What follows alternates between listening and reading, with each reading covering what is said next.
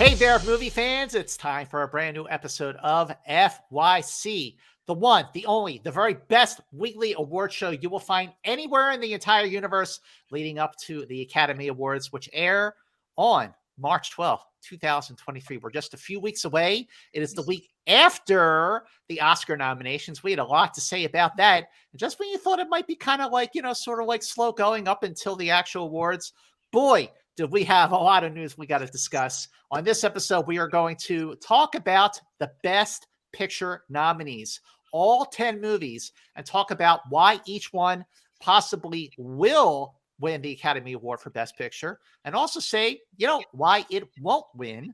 And we're going to do that while we rank those 10 Best Picture nominees from worst to best according to, well, our own preference. But before we get to any of that, the esteemed, the awesome, the amazing Perri Nemiroff and the mighty Jeff Snyder and I have to sort of address the Riseborough in the room. That is Andrea Riseborough. After ruffling a few feathers with the Academy about her surprise nomination for a film that grossed barely $28,000 at the box office, beating out the likes of Viola Davis and Daniel Deadwyler, who were snubbed for lead actress, the Academy said, wait a minute, we're going to look at this.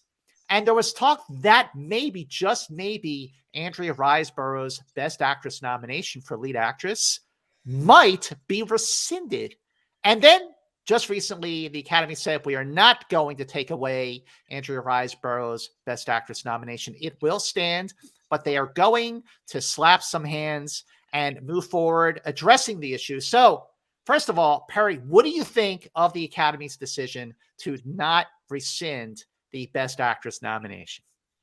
I think it's the right decision. I got a lot of feelings on this matter. It was very shocking and surprising how all of that panned out. I feel like there's a lot of things to discuss within this. The one big one being the fact that it feels funny to me and kind of wrong that, I'm not going to say I went into this conversation knowing every specific detail about what is and what is not allowed when one is campaigning for an Oscar nomination, but I do believe that there are a lot of big studios out there that break rules often, and all of a sudden we're hyper focused on this one little movie that could, because there was some peer support. And I know that there was some concern over the verbiage used in social media posts for that peer support, but I don't know, something really rubbed me the wrong way about an individual being targeted like that. And then there's also the other issue that Andrea Riseborough getting in was a surprise nomination, and the other surprise in that category is the two Black actors who we thought were going to be in there got bumped out. And while I don't necessarily think, I do think the two are connected in a sense. I do need to respect folks out there who saw two Black nominees get bumped out for two non-Black nominees ultimately, because that is a thing in this industry, and it should be addressed, it should be discussed, and maybe things should change in the future in that respect as well. Jeff, you look like you were standing on the edge of your couch ready to jump into this discussion here. You're shaking your head, you're smiling. What do you got, pal? Danielle Deadwyler was great until Viola Davis was very good in Woman King. They didn't get bumped out because they were never in. They were never in. This is just what you and I think, and what Scott thinks, and what Clayton Davis thinks, and what the pundits think. They're not in. They didn't get bumped out. It's not theirs. Wow. Not what I thought you were going to say at all, Jeff. Yeah, I did. How can you dispute what I just said? Well, they're not in because they're not in. But how do you know how close either one of them got? Because Riseborough, her team did something different. They went outside the box. They did not sort of follow the standards and procedures that, like Perri says, are stretched to their limit and crossed in ways that probably, they should have been flagged in the past, but weren't.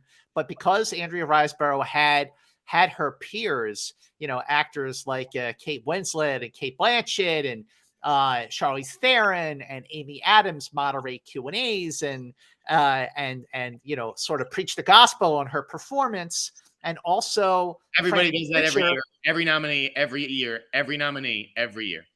Okay, in the last couple of years, for sure, there were actors who were moderating virtual Q&As. That was happening a lot because when you have so many Q&As for a film, especially after the shutdown, after the lockdown, and they were still like pushing forward, and that's when Zoom happened. 3 years ago, none of us ever heard of Zoom, and then everyone was using it to do their Q&As. And then after like 4 or 5 Q&As for a movie like Palm Springs, Hulu said, "Hey, I have an idea. Why don't we bring in Maya Rudolph to moderate a Q&A so people will watch it?" So that was happening a lot. I don't think that has anything to do with the amount of Q&A. Like, hey, I'm here, I'm free, I'm available, and I'm not an Academy member, but they recruit familiar name actors to bolster a film or an individual status during the campaign. Well, they do that because after 4 or 5 virtual Q&As with, regular professional moderators, they're like, why should we watch a 5th one? Well, this 5th one is moderated by Maya Rudolph, or you have Promising Young Woman, moderated by Margot Robbie. I watched that. I gotta steer you back on track here. Let me get this thing going here. So if they didn't rescind the nomination, what was the point of making that statement last week? There was no point in it. Okay. If you are going to review the campaign procedures, you make that announcement after the Oscars. You don't do it then. And not to mention, they didn't say that they were investigating To Leslie, did they? They didn't name. No, they didn't. They didn't mention names. They didn't name a movie. And then in the news statement, after I called them absolutely cowardly for not naming what it was, then they included To Leslie in the second statement. To say that this was a communication that was once again horribly bungled, I'll say it, horribly bungled by the Academy, it's totally beyond me. Well, listen, all I know is on Oscar nomination morning, when I was at the Academy, when I was at the Samuel Goldwyn Theater at Academy headquarters at 5:30 in the morning, and they were going through, the Best Actress nominees, and I'm sitting with, all the pundits that you mentioned, and then some, and all the reps, and all the journalists. There's an audible gasp. Yes, when Daniel Deadwyler was named in particular, because even though Viola Davis gave an equally fantastic performance, it was Daniel Deadwyler was the one who was sort of getting more attention for a potential nomination over Viola Davis. And of all the snubs, I mean, Daniel Deadwyler was the one that really struck me. And she is the one who should be upset, not Viola Davis. Okay. Viola Davis had the benefit of a Sony campaign. All right, what you just said it yourself. She should be there. I mean, was she there? Is she there? No, you're right. You're right on that account. Why is Ana de Armas there? Why is Andrea Riseborough? I just don't get it. Why couldn't it be on Michelle Williams? I mean, it's just... I saw To Leslie at South by Southwest in Austin back in March, and I remember thinking, wow, she was really good. But I felt like, oh, this is a really, really independent film. This is going to have a struggle. So when a month ago, when all of a sudden this grassroots campaign really kicked in at just the right time, I was like, oh yeah, I saw that. That was a good movie. She was good in that. But I was shocked that she did get nominated even after this groundswell of support. So my question for both of you is this: will all of this talk about Andrea Riseborough, even though she got to keep her nomination, my question for you, the amazing Perri Nemiroff and the mighty Jeff Snyder, and my question for everyone watching, and I want you to comment below because I'm curious to know your opinion as well. Do you think all of this backlash and all of this discussion about Andrea Riseborough's almost rescinded nomination that she got to keep, and all of this discussion sort of like pulling, sort of lifting the veil on the tactics of these campaigns, do you think this discussion will actually hurt Riseborough to win or help Riseborough to win? Because now everyone is talking about her. Perri? Help. Do you know how many people in the last week have told me they sought out To Leslie and watched it? Yeah. I can't believe it. I mean, I was just talking to my mom, FYC's biggest fan there Oh, is. right. Sherry Before Nemiroff. before Andrea Riseborough was even announced as the nominee, my mom sought it out because of that campaign. So, if anything, I do think this is pushing her in the right direction. All right, Jeff, what do you think? I mean, yeah, I think that we're all talking about her as, oh, she got the 5th slot. She bumped somebody out. I think she could be in 3rd in this race right now. And frankly, I don't think that she's going to win. I think that she definitely picked up a lot of votes in the last week or two or whatever, not just from people basing it on the performance and seeking out the movie, but from this whole, like it was a slap in the face to her, that announcement, a slap in the face. And if I was her, I would give real consideration to skipping the ceremony as a statement. She's not going to do that. But anyways, I do think that she could take some votes away from Cate Blanchett, allowing Michelle Yeoh to win here. I think that's a really real possibility that you just laid out there, Jeff. Absolutely. That is a very strong possibility. And by the way, Perri, you're right. I saw a lot of people on social media. I spoke to a lot of, journalists, when we were at Sundance and everything, and online, and like Roger Friedman from Showbiz 411 said that, he didn't know who the publicist was for To Leslie. So he rented it on Amazon, to watch, it's video on demand for $7. And he's glad he did. And he said, yeah, she deserves the nomination. And I too, because I hadn't seen the film in 10 months, I too reordered the film on Amazon, paid the $7 to watch it again, now with these fresh eyes, with all the stuff going on, and also a more critical eye on does she really deserve the nomination? The easy answer to that is yes, she absolutely does deserve the nomination. She is fantastic. So I think, and I'm glad that I asked this question, because I think that this will increase Andrea Riseborough's chances to possibly win. But even by Cate Blanchett's own admission, when she collected the Critics' Choice Award for lead actress, when she said, hey, everybody, we shouldn't be doing these dog and pony shows, and that Andrea Riseborough was awesome. So that could take votes away from Cate Blanchett. And if enough votes are taken away, if enough votes are taken away from Cate Blanchett, who was the front runner to go on to Andrea Riseborough, that could actually help someone like Michelle Yeoh sneak through for Everything Everywhere All at Once to win Best Picture. Boy, was this a loaded question. Isn't it fun to say, after you've won 2 Oscars, isn't it fun to say, we got to end this dog and pony show, guys?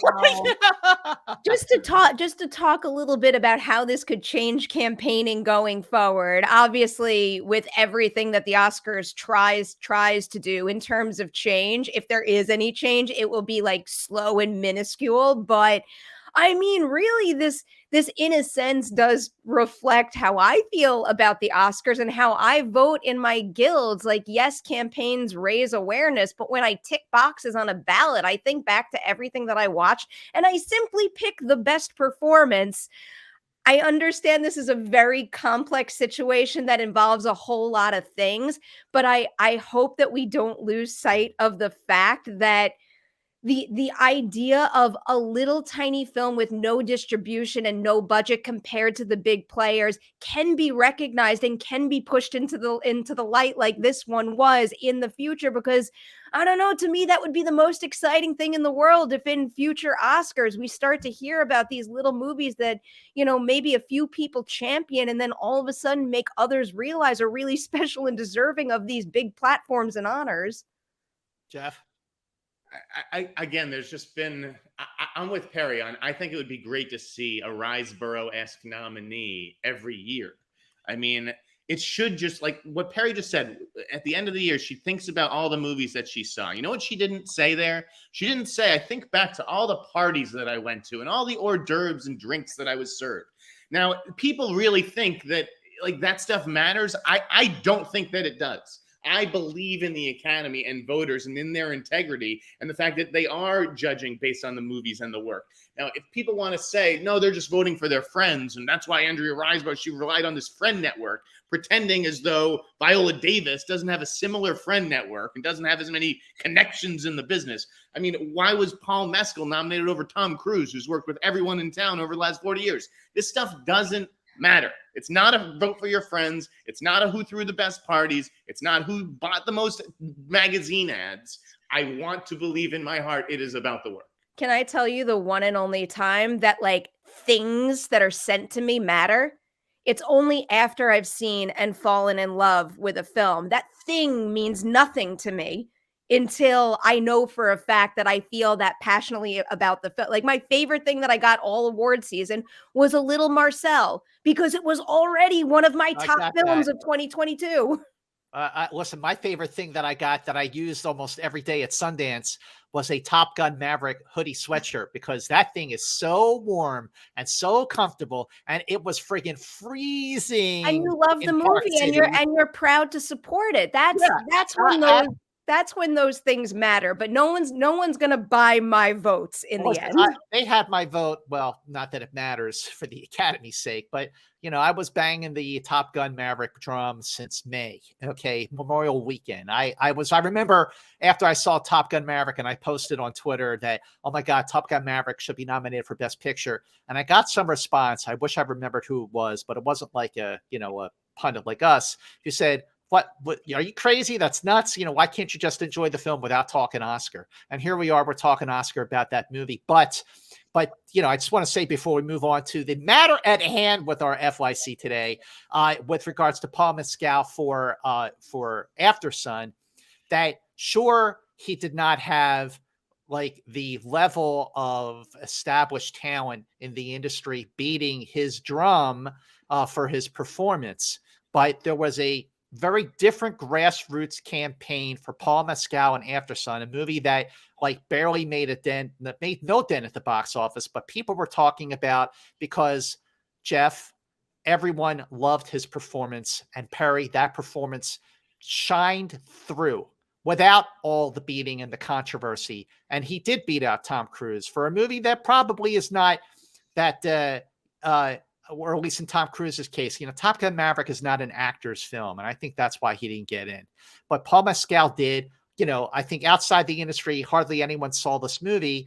And there's not that much of a difference between the reason that Paul Mescal got nominated for Best Actor and Andrea Riseborough got nominated for Best Actress. The only difference is you have, Frances Fisher tweeting out to Pete Hammond, you should nominate this. If it gets this many votes, it'll get in. As if Frances Fisher, everyone follows Frances Fisher. Like again, and the To Leslie account that was supposedly in violation had 2,100 followers. So I don't know. Okay. The Academy is trying to regulate here. Let it be a free-for-all. At the end of the day, it doesn't matter. You have to have faith in the voters that it won't matter. So let them run nuts. Why are we going to? All right. Well, let's move on. And again, do you think that all this brouhaha around Andrea Riseborough will hurt her win or help her to win? And whatever else you want to talk about, comment below. And while you're there, make sure you subscribe to Perri Nemiroff's YouTube channel. Let's move on to the matter at hand, which is to talk about the Best Picture nominees, all 10 of them, say why they will win, why each one won't win. And we're going to do that while we rank those 10 Best Picture nominees from worst to best. So my first question to you, Perri Nemiroff, what is the number 10 movie on this list? I'm about to make a lot of people mad. They got sensitive the last time I talked about this film. My number 10 is Elvis. Sorry. No way is that number 10. But also not sorry. It's my opinion. Okay. Wait, I was supposed to rank it like on my personal list first, right? I'm a little confused. Yes. Okay. So number 10 on my personal list is Elvis. Why it will win is the reason it's in the Best Actor category. Everyone loves Austin Butler's performance in that movie. It is a central element of that movie. Why it won't win is because I believe that Austin Butler is up here and a lot of other elements of the film are significantly lower. And I'm not saying it's a bad film. I'm not saying that dips below and warrants a negative review or anything. But I don't think that a lot of elements in the film, in particular the screenplay, are Best Picture worthy, whereas his performance is Best Actor nomination worthy. Okay, Jeff, where does Elvis rank on your list from worst to best? Or just rank on your list? I have it at number 8. Number 8. Okay. And what's your will win, won't win argument? It will win because everyone is in love with Austin Butler's, take on Elvis. And it won't win because nothing else in the picture really stands out. I could barely tell you who the female lead is in that movie. It's just the performance is this almost like a black hole, and the rest of the movie around it doesn't really matter that much. I have Elvis at number. Are you ready? You like 2 or something? What did you say? What number? 2. No. Okay. It's definitely not number 2. My pick for Elvis, my rank for Elvis. Are you ready? Is number 4. I have Elvis at number 4, and the reason why I have it at number 4 is a big reason why I think it does have a chance to win is because it is a very well-liked film. It did very well at the box office, making $287 million worldwide. It is the 3rd highest grossing box office Best Picture nominee. It is Elvis. I mean, it's Elvis. And yes, Austin Butler's performance is what everyone is talking about. And I think it's one of those movies next to Top Gun last summer that people went back to the movies to see for the first time in more than 2 years since COVID started.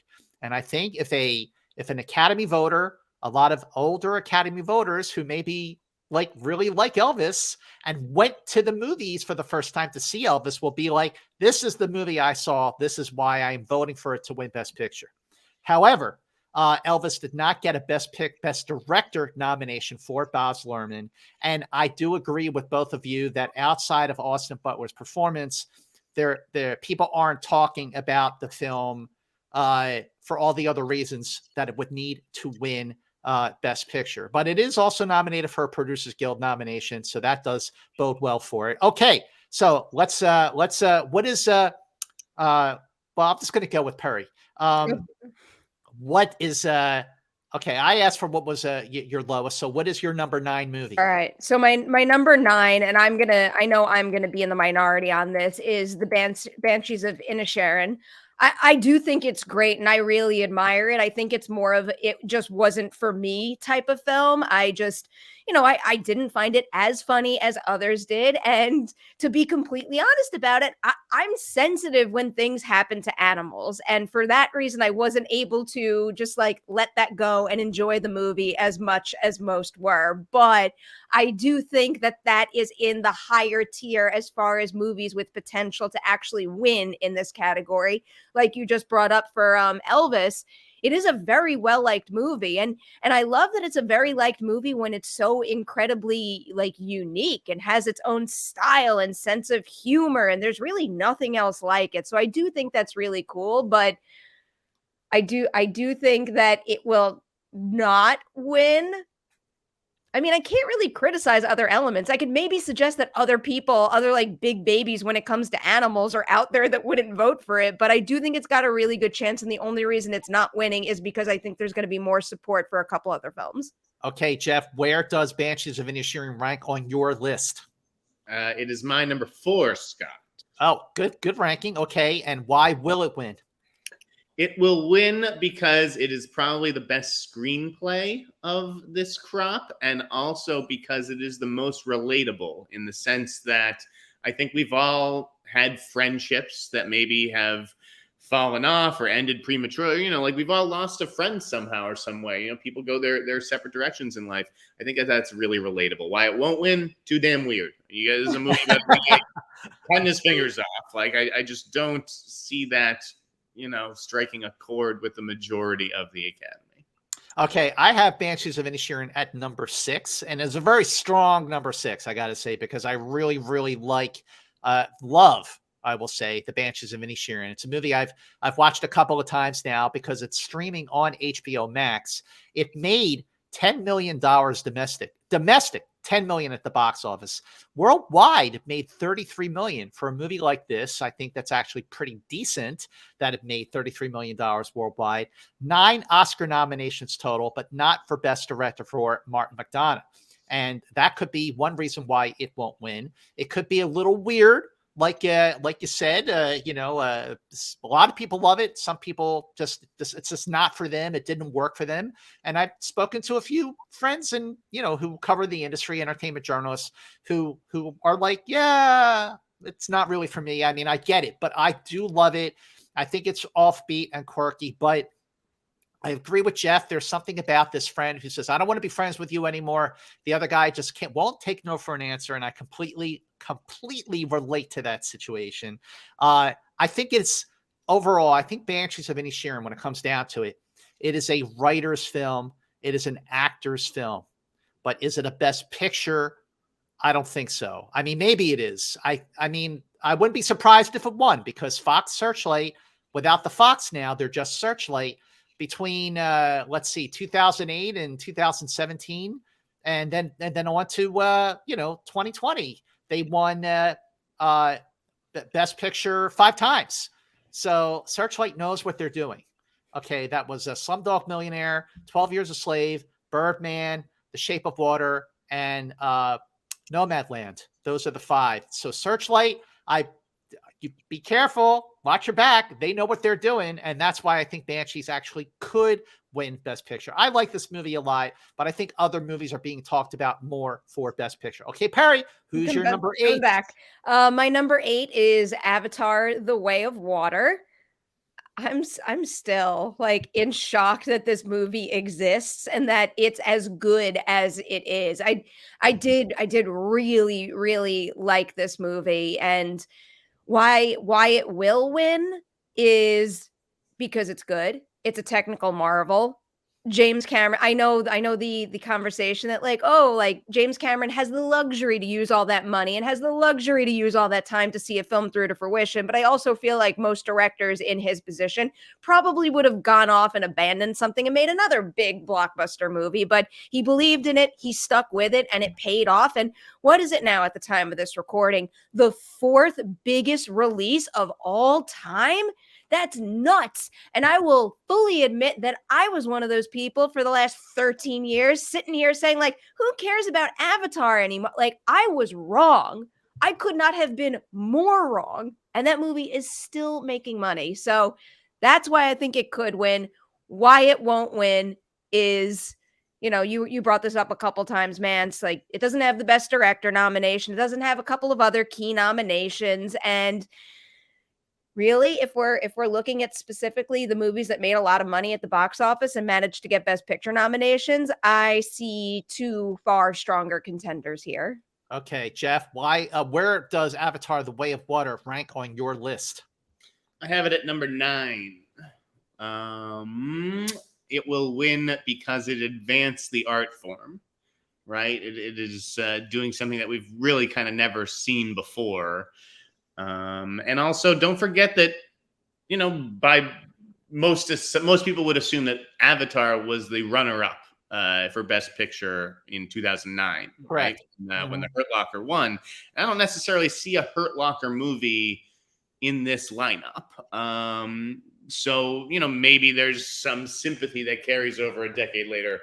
Probably not. As why it won't win, it's too synthetic. It's not. It was good.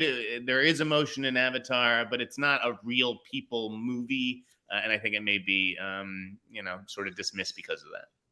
Okay, so Avatar: The Way of Water. Just to go on, Perri. Yes, it is the 4th highest grossing movie of all time worldwide, with $2.2 billion worldwide.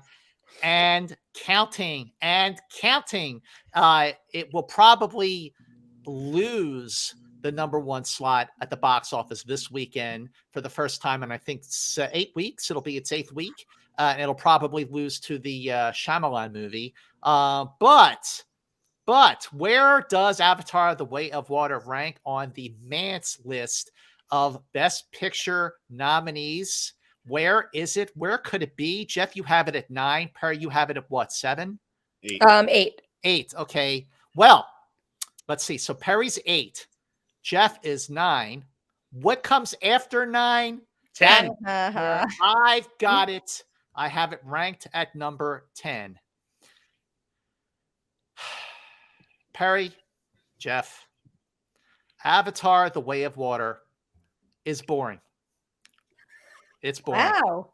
It's I boring. don't know that I'd say that, but okay. It's boring. The visual effects, which it will probably win, and it deserves to win. But this movie has been done before, and it was called Avatar. It's the same story with the same villain. Only this time, instead of Sully's journey, you're looking at the Na'vi journey as they integrate into the other species of Na'vi, the underwater world and all that. It's the same movie, only a whole lot longer. And I get that it made $2.2 billion worldwide and counting, but I think it's boring. Sorry. It is a PGA, Producers Guild nominee. Like Perri mentioned, it is not a Best Director nominee. It has 4 Oscar nominations total. Cameron was nominated for the first Avatar, and he did not win. He lost to Catherine Bigelow for Hurt Locker, which beat Avatar for Best Picture. And I think outside of the visual effects, I think it's lucky to be here. So sorry, I was not an Avatar fan. I saw it twice. I gave it a second chance. First time I saw it, I was kind of looking at my watch and I just was not blown away. But visually, yes, I was blown away. But, it's all about the story, the scripts, the thing, the plays, the thing. And Avatar is my number 10. All right. There you go. Perri, what's your number 7? My number 7 is Tar.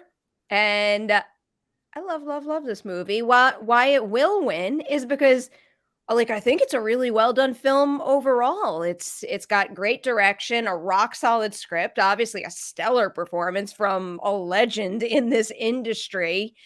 And why it won't win is because it's got a stellar performance from a legend in this industry that I think is taking away the large majority of attention that this could be getting in other categories. I know it does have other nominations, but really all eyes are on Cate Blanchett. And I think it's smart because I think that it's got a far better chance of winning Best Actress than Best Picture. But I do think focusing the campaign on her in particular is going to take away its chances of winning this category. Well, maybe not after this conversation Well, after the show, but that's a whole other thing. But yes, I agree with your points. Jeff, where is Tar on your list? Tar is number 6 for me. Okay, why will it win? Will it win?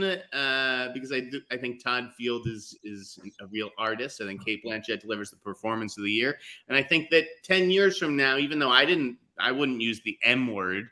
I think 10 years from now, people will look back on this lineup, and if they were hard pressed to pick out a masterpiece, it would probably end up being Tar. Yep. Why it won't win? It has TDL TDS disease. Do you know what TDL TDS disease?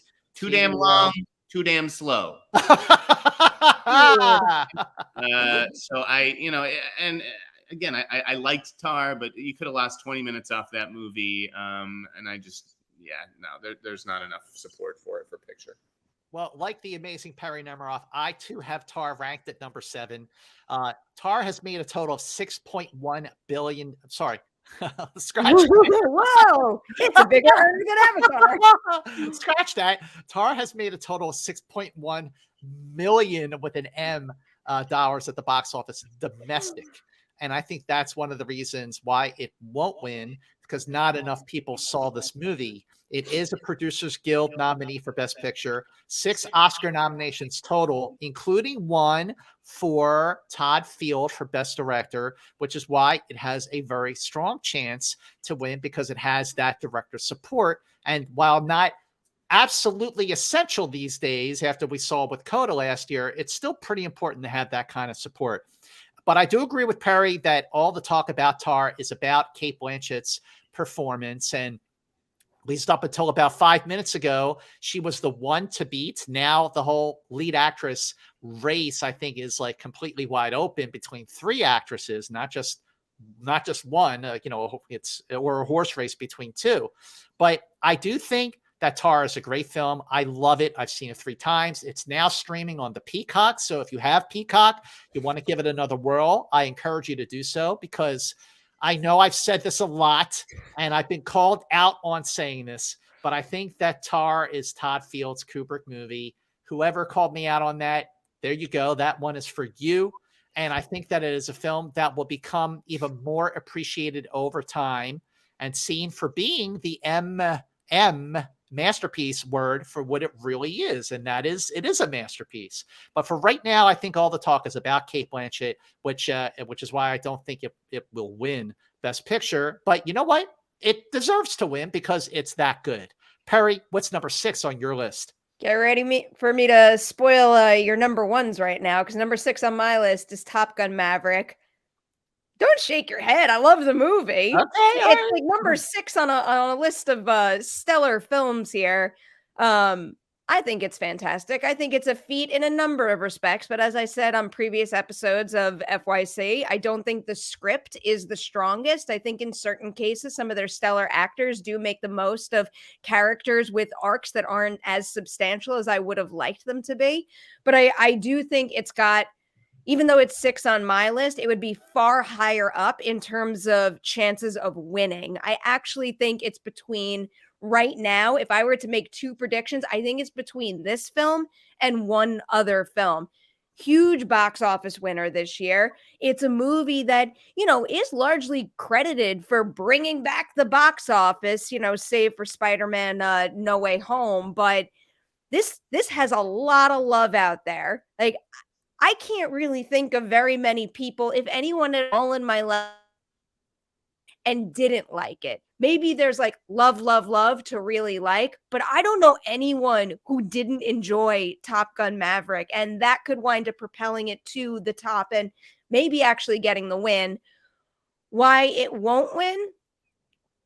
I don't really have very many good reasons for that. Just like I don't really have any good reasons for why what I think will win might not win. So I will have that argument here, and I will bring it back again later on in this episode. I just want to say before I move on to Jeff with that, Perri, you brought up Spider-Man No Way Home. Yeah, sure, that movie is amazing. That should have been nominated for Best Picture for last year. But in the case of Spider-Man No Way Home, as well as Batman, as well as a movie like Shang-Chi, is that box office was mostly, not all, but mostly driven by younger moviegoers who were not as concerned about COVID as older grown-up moviegoers, especially those in their 50s and onwards. Whereas the crucial thing about Top Gun Maverick is that those older moviegoers who stayed away, even for the likes of Spider-Man or Batman, they went back for the first time because of Top Gun. And again, like the argument I made for Elvis, if I'm an older Academy voter, and even with the doubled size and more gender balance and more diversity and younger members, the Academy still does skew on the older side. And again, if I'm an older member and I go, oh, geez, Top Gun Maverick was the first movie I saw in 2 years, and I think it's friggin' awesome, that's what I'm voting for. But Jeff, well, first of all, where do you rank Top Gun? I think I know the answer to this. What's the name of the award we're talking about? Best Picture. Yeah, it's the Best Picture of the year. That's what. Yes! I think it's pretty clear too. Now, in any other given year, I don't think I'd probably even think of Top Gun Maverick as winning Best Picture. Like when I saw the movie last year, I said, "Oh, this should be a nominee." I didn't say this should win Best Picture. The problem is this is a bad year for movies. Look at this lineup. Wait, Vay. I don't agree with that at all. Oh yeah, I totally disagree with that. Say whatever you want. This is not a good lineup for Best Picture. To the point where I just don't know what else I would give it to. I'm torn between 2 movies, but okay, all right. Why it won't win? Because people will dismiss it because it's a summer blockbuster. That's why. Okay, first of all, I too have Top Gun as my number one movie of the year. It is, like you said, Jeff, it is the best picture, and that's what this category is. In addition to the comments I made before, total box office for Top Gun Maverick is $1.5 billion worldwide. It's a Producer Guild nominee. Yes, it did get snubbed, well, or at least left out of Best Actor. Tom Cruise didn't get nominated as an actor, but he did as a producer. It also did not get Best Director, even though Joseph Kosinski got a Directors Guild nomination. It was also left out for cinematography, which was a snub. But the support for this movie, Perri, you talked about you didn't really care for the screenplay that much, but it was Oscar nominated for Best Adapted Screenplay. It was also nominated for Adapted Screenplay by the Writers Guild, and it was also nominated for Adapted Screenplay by the USC Scripters Award. So there is a lot of support for Top Gun Maverick. And I think that, like I said, it's not an actor's film. It's not going to get Best Actor for Tom Cruise or Supporting Actor for Miles Teller, but it is the best movie of the year. It is unanimous. Unlike, let's say Elvis, it is unanimous. Everyone loves Top Gun. They either like it a whole lot or they really, really, really love it. And, I think that's why it will win. Why it won't win, Jeff, like you said, it's a sequel to a movie that's 36 years old.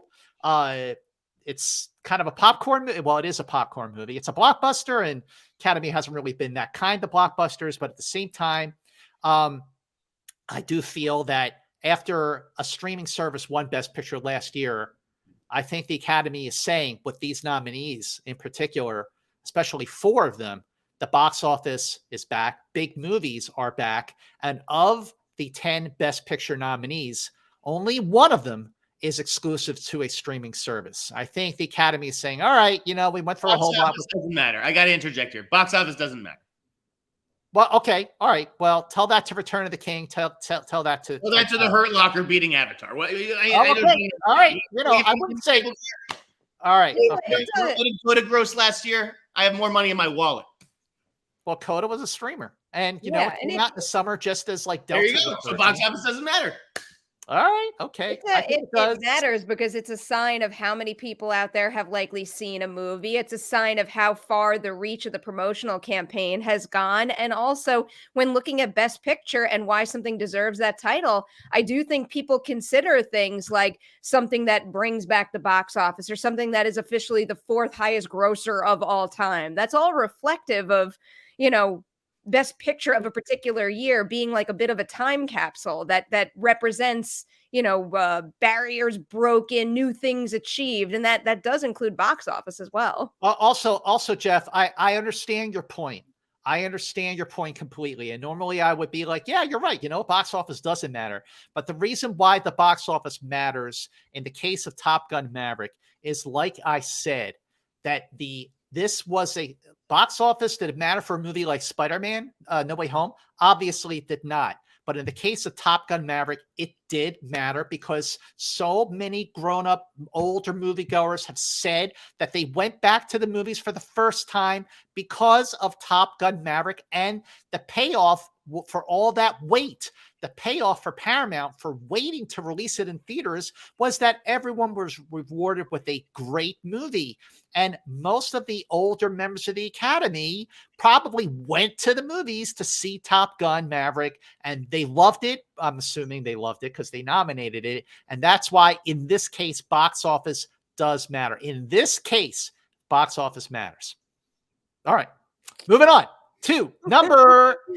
What are we up to? My number 5. 5. All right, my number 5 is Triangle of Sadness.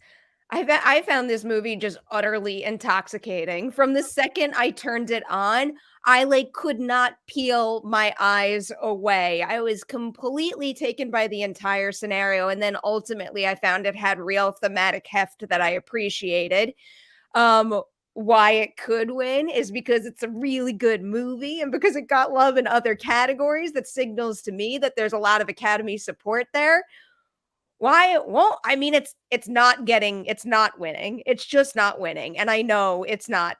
And I know it's not winning. I don't think that there is that there, even with those other nominations, including the Best Director one, I don't think there's enough support out there to actually have this one have a reasonable shot of winning the Oscar.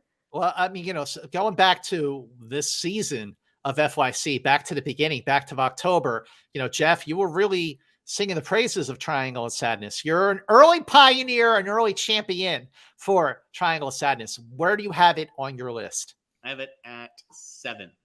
Okay. 7, in between Tar and Elvis. Clearly, that this movie has a lot of international support. That is why it could conceivably win. I think that the Academy likes taking the piss out of itself. The upstairs downstairs, rich versus poor satire of it all. But I don't think it will win because it doesn't have any support in the crafts. There's really no support in the crafts categories below the line.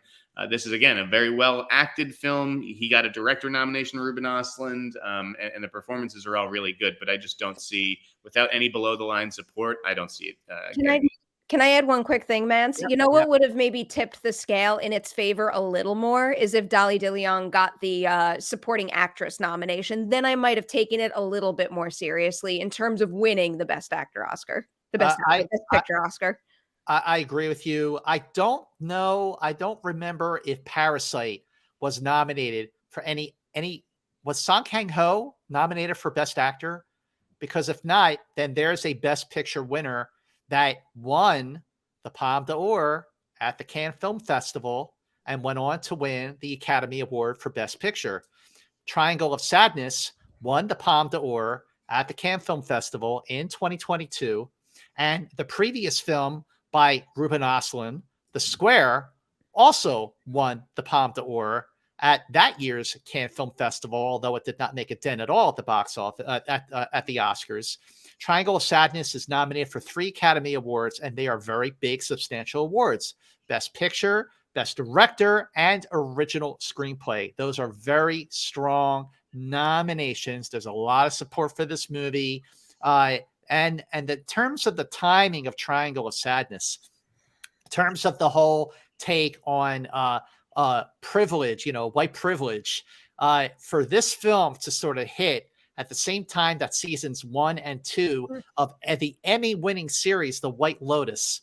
I mean, you could put The White Lotus and Triangle of Sadness on a shelf together, and it would belong there. It's really, really amazing. I've loved Triangle of Sadness. There's a middle scene in this movie during a storm on the yacht, which is like, I only need to see that scene once. Yeah, that's why it won't win.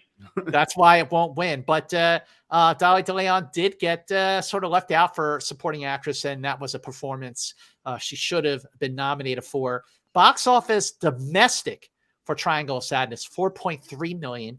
Interesting, the worldwide is about 23 million, which is actually pretty decent for a movie of this type. I have Triangle of Sadness at number 8, not because I don't like the film. I just like 7 other movies more. I really like Triangle of Sadness a lot.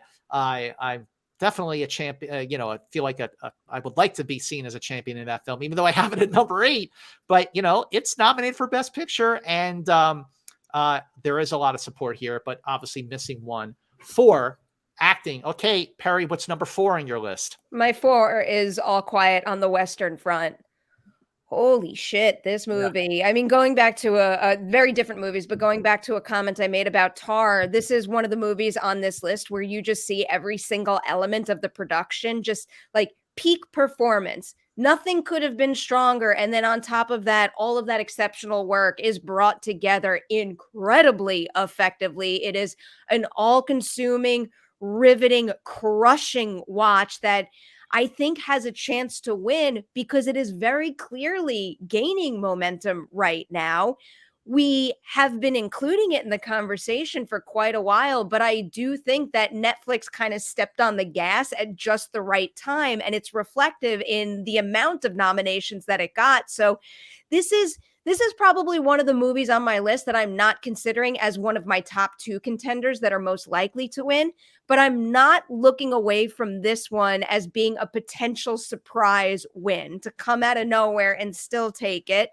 Why it won't win is I guess because it's going to get all the love for international feature. It'll win that, and maybe some will consider that being its big win and then just completely dismiss it in Best Picture because it's already won an Oscar elsewhere. Excellent points, Perri. Jeff, where do you have All Quiet on the Western Front on your list? I have it at third on my list. I think that this is an exceptional film.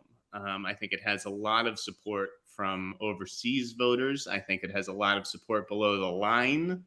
I think that this is, we were talking about 1917 winning Best Picture, or coming close to winning Best Picture a couple of years ago. I think this movie's better than 1917. I Agreed. do. I think the story and characterization is better. It may not, 1917 was sort of dismissed as like this visual gimmick. I don't think you can dismiss All Quiet on the Western Front as easily. There's a power to its story that I think's been missing from recent war movies, and maybe the most powerful war movie since Saving Private Ryan in some respects. So I think that's why it could win. Why it won't win.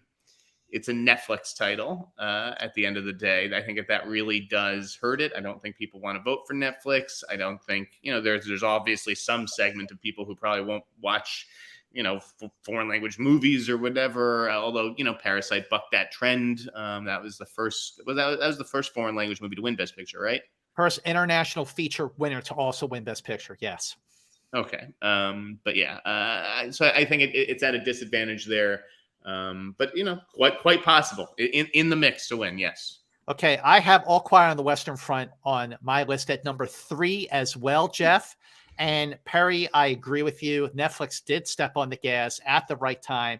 In addition to 9 Oscar nominations, including obviously Best Picture, but not Best Director, it also got a record, or at least the most BAFTA British Oscar nominations with 14, and there is some overlap between the BAFTAs and the Academy.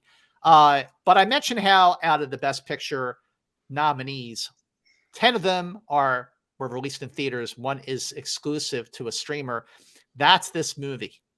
Now, why I think this is actually a really strong contender to win Best Picture, because it's a masterpiece movie. It deserves to win. If it did win, I'd be like, okay, absolutely. All Quiet on the Western Front is an amazing movie, and that's the Best Picture. It is a German Saving Private Ryan is what it is. And I saw All Quiet on the Western Front on the big screen back in, I think, October or November. And I thought it was absolutely, I was blown away by it. But I watched it again on Netflix recently because I was curious to see how it held up watching it at home, and it's held up just as strong. I have to say, I was completely riveted for the 2.5-hour running time. And I think for everyone who has not yet seen All Quiet on the Western Front, it is a masterpiece hiding in plain sight on your Netflix streaming service. I absolutely strongly urge you to watch this movie, but because of the signal from the Academy among all the Best Picture nominees here saying, big movies are back and they belong on the big screen, that could be a problem with it winning Best Picture. And also, like Perri said, I think it will definitely win Best International Feature. So moving on. Okay. Perri, what is your number 3? Wait. My number 3. Yeah. My number 3 is Women Talking. And I'll get this out of the way first. Why it won't win is because it's gotten so little support otherwise. It's got no Best Director nomination. It's got no acting nominations. I'm completely shocked and really still upset about that. I do think Sarah Polley has a good chance of winning the Screenplay Award, though. So that would be nice to see, because clearly I'm a big fan of this. It's my number 3. When I look at Women Talking and other things on the rest of this list, one of the things that strikes me most about it, and one of the things that I think would be beneficial for many out there to hear who are maybe, looking at that movie and saying, like, I don't want a dialogue-driven movie that takes place entirely in a barn. I find that movie just as riveting as a movie like Top Gun Maverick, but in a completely different way. You have a dialogue-driven piece, and for the most part, it's dialogue that lays everything out really plainly and specifically. Like, that kind of dialogue should not be like intriguing or enlightening to me, but because of what the cast does with it, and because of how Sarah Polley captures it, it's magnetizing, and it winds up upping the tension, and they have a very effective ticking clock. I really do think this movie deserved a whole lot more love than it wound up getting. So it's going to get some from me right now, being my number 3 on this list. I'm also going to disappear because my computer was never plugged in. I'll be right back. Okay. All right. While Perri is missing in action here, Jeff, where is Women Talking on your list? I'm glad she left. It's number 10, Scott, if you can believe it. Here. She can still hear. She can still hear. All It right. literally took me 2 seconds. You didn't get any opportunity to talk about that without me being. All right. Number 10. Why is it number 10? And why will it or won't it win? It will win if every woman in the Academy votes for this movie. It's like, oh, women are talking. Now you're going to hear women roar. Okay. So if the female members of the Academy band together and put this really high up on their ballots, sorry, just got a text. Then I think it could, absolutely win. Why it won't win? No men in the Academy are going to be voting for this movie.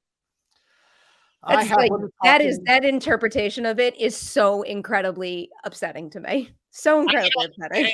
And that's fine. It can be upsetting to you. It's the truth. Well, if that is the truth, shit needs to change, because then this is another example of a certain type of movie made by a certain type of person not being able to be considered like other movies are. Nope. Because men voted for Coda last year because Coda was a great movie. It was directed by a woman. It starred a woman. It's not about that. It's that this is a bad movie. It's as simple as that. No, it's not. It's not. Okay. We're not gonna agree on that. All right. I have Women Talking at number 9 on my list. I like it a lot more than Jeff does. Like Perri pointed out, it's only 2 Oscar nominations, including, obviously Best Picture and Best Adapted Screenplay, which it will most likely win. The box office, domestic, only $2.5 million, barely $2.5 million. So not a lot of people saw it. I think it will win because it's the only women-driven film of the Best Picture nominees in terms of just like the cast and, who wrote and directed it. But I just don't think it's just not a movie that people are talking about for Best Picture, which is why it won't win. And I think the attention for this film will go to adapted screenplay, and that's where it's going to win. All right. Can I just say one thing? Because I can't not say this. Jeff, I don't mean to call you out, and feel free to rephrase this if you want. But because you say men will not vote for Women Talking because it's a bad movie, so then is the implication that women like bad movies? Uh-oh, Jeff. I think this movie means a lot more to women than it does to men. And that's the problem. That's the problem. Okay, that is the problem. That's why she made the movie. It doesn't make it a good movie. It's a well-intentioned, noble film that I'm glad got made and belongs nowhere near this race. Nowhere. I could name 75 movies that should be nominated over this movie.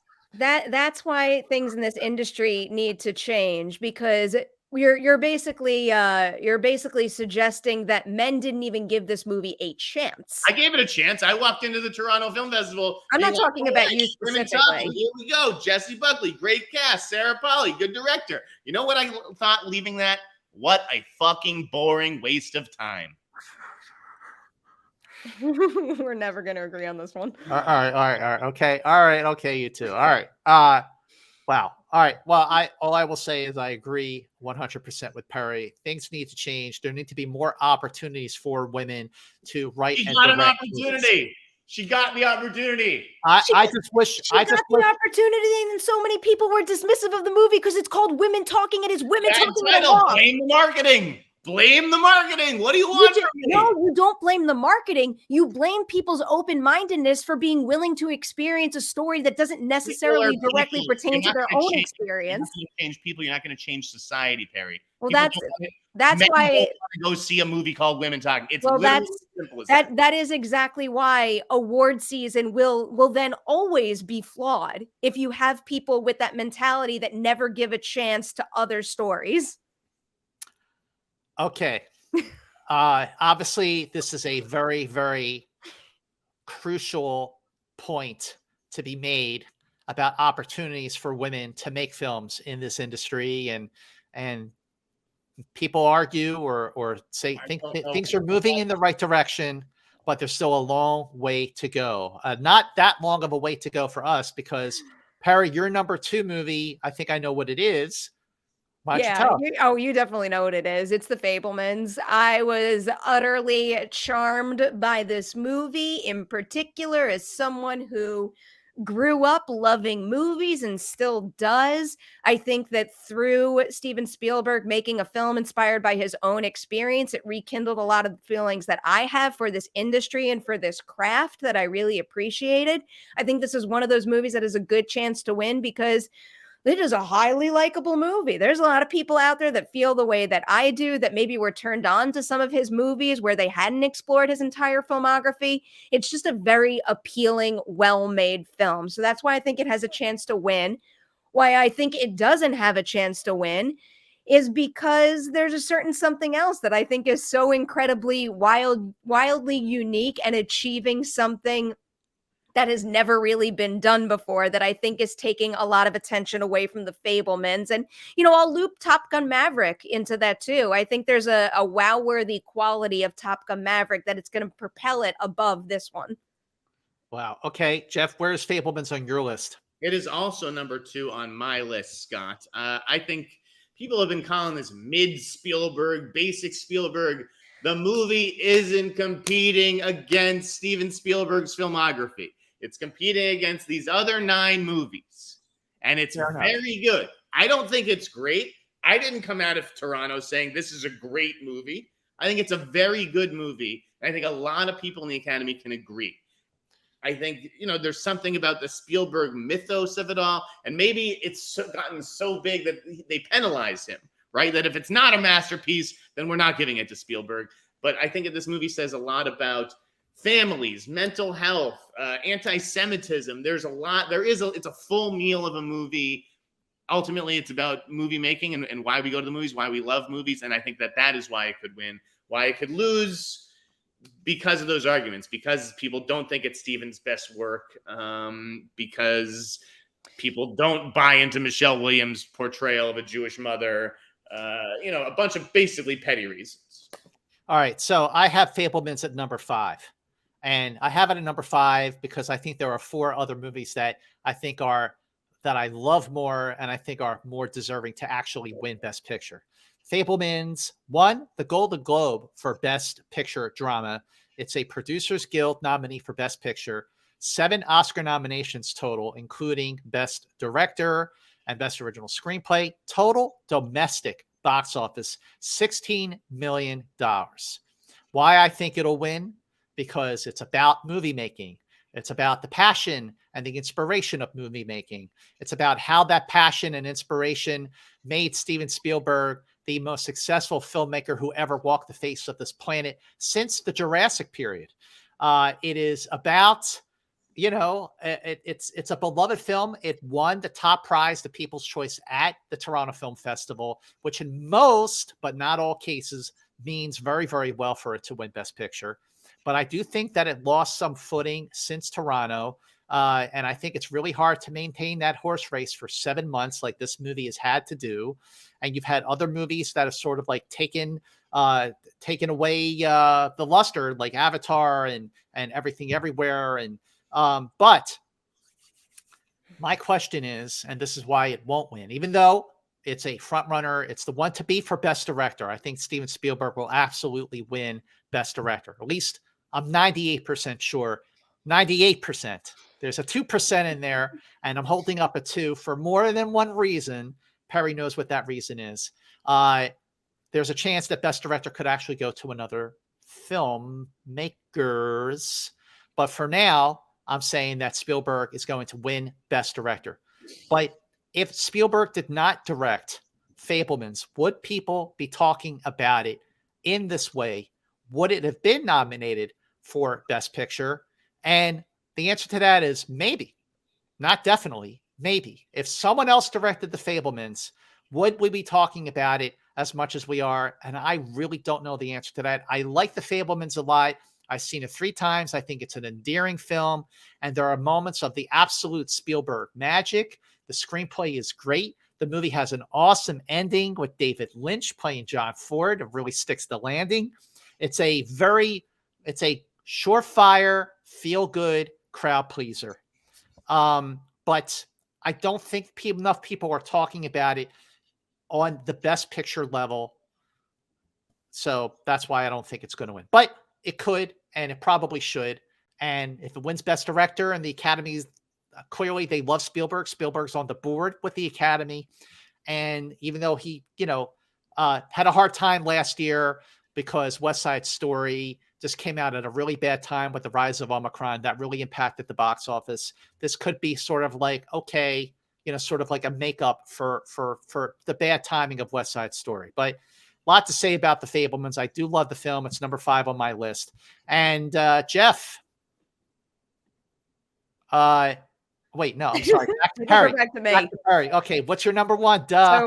So my number 1 is obviously Everything Everywhere All at Once. And for what it's worth right now, my rankings to win would be Everything Everywhere All at Once, Top Gun Maverick, and then The Fabelmans. And why I personally have it at the top of my list is like I adored every single ounce of this movie. And I think it's a really special thing to walk out of a movie and not only be able to say I've never seen something like that before, but also in my wildest dreams, I never thought I'd be able to see and experience something like that ever. And that's a really special achievement. And I feel like that kind of thing is something that the Best Picture Oscar was made to honor. I mean, we have spoken a bit about how some of the other movies on this list revolutionized the way films are made and the industry. I mean, look at really every single ounce of that movie. It is a technical feat, a storytelling feat, a performance feat, and it has been really exciting to feel that way personally and also to be able to share that enthusiasm with so many people. So I do think that this is legitimately the front runner to win. I think that magic is still there and people still feel it. Okay, Jeff, where do you have Everything Everywhere on your list? I have it at number 5 on my list, Scott. 5. Why will it win? Obviously, it has a ton of support. It has support below the line, above the line. It got 4 acting nominations. I agree that Stephanie Hsu nomination indicates a certain strength that I may have been underestimating, and the Daniels got in. So yes, obviously it could win. It is, if I was a betting man, it's probably the front runner at this point. But was The Power of the Dog the front runner at this point? It had 12 nominations. Ooh my! It went 1 for 12. It won 1. Exactly. It went 1 for 12, and I could absolutely see Everything Everywhere doing the exact same thing, where Ke Huy Quan is the only one who wins. Well, can I just add one thing to what you just said? Look at the run. Look at how Everything Everywhere has sustained this level of enthusiasm since its premiere at South by Southwest to now, whereas Power of the Dog was a later in the year release, and then it peaked and fizzled out. So I think that with Everything Everywhere kind of suggests that maybe it does have those legs to get it all the way. And that is true. I think that's a great point, Perri. Yeah, I guess we'll see. I don't think it'll win because I do think that the movie is just a little too weird. I don't think that the Academy is ready to give a movie. It has nothing to do with, the Asian cast, because obviously we've seen Parasite win. They have the reluctance to give a movie to, Best Picture to a movie, but with hot dog fingers and talking rocks with googly eyes and multiverses and, All right. Okay. So I have Everything Everywhere All at Once at number 2 on my list. And this is a number 2 that in my heart goes back and forth between Top Gun for number 1. I was very, very lucky to cover the opening night world premiere of Everything Everywhere at South by Southwest and see the movie where I didn't have hype to influence my discovery of that film and to fall in love with it immediately. I loved it when I first saw it. I've seen it multiple times since March of 2022 when it premiered. And every time I see it, I find new things to love about this movie. And I think that, first of all, it is the leader with 11 Oscar nominations, including Best Directors for the Daniels and for Best Original Screenplay and for Lead Actress, and 2 for Supporting Actress and 1 for Supporting Actor. Lots of very, very, very big nominations. It's a Producers Guild nominee. It won the Critics' Choice Award for Best Picture. It won the Golden Globe for Best Picture Comedy. Total box office of this movie is $105 million worldwide. For a film like this to be A24's biggest movie ever, the support for this film knows no bounds because of that reason, because it has exceeded so many expectations. But there are bounds to this film, and that while a whole lot of people love the movie, there are others who think it's a little weird, who don't love it or think it's overrated or whatever.